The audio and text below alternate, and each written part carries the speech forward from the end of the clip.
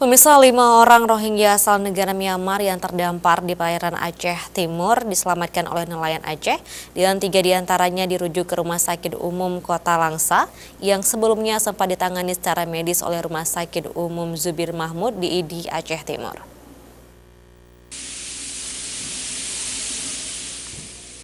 Beginilah kondisi 3 pengungsi Rohingya asal negara Myanmar yang dirujuk ke Rumah Sakit Umum Daerah Kota Langsa. Sebelumnya, ketiga pengungsi Rohingya ini sempat ditangani oleh Rumah Sakit Umum Zubir Mahmud di Idi, dan 2 diantaranya sudah mulai sehat.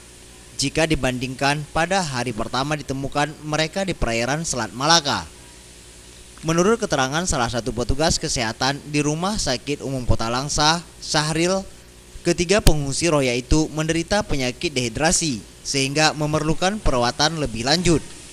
Sementara itu, 2 orang pengungsi Rohingya masih berada di kantor imigrasi Kota Langsa. Adapun ketiga Rohingya yang dirawat di Rumah Sakit Umum Kota Langsa, Mominah dan Kamal Hussein. Kondisi mereka saat ini sudah mulai membaik jika dibandingkan pada hari sebelumnya. Keadaannya untuk saat ini, Bang, ya kayak yang melihat lah, dari yang nggak bisa ngapa-ngapain kemarin, yang dibopong-bopong sekarang udah bisa mandi, udah bisa pakai baju sendiri. Nah, kemarin muntah-muntah, ini udah enggak lagi gitu. Dari yang lemas udah mulai ada perkembangan lah.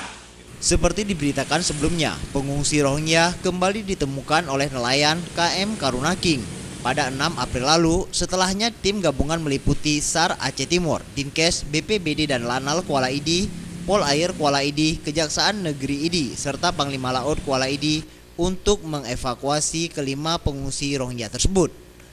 Dari Aceh Timur, Tim Liputan Aceh TV.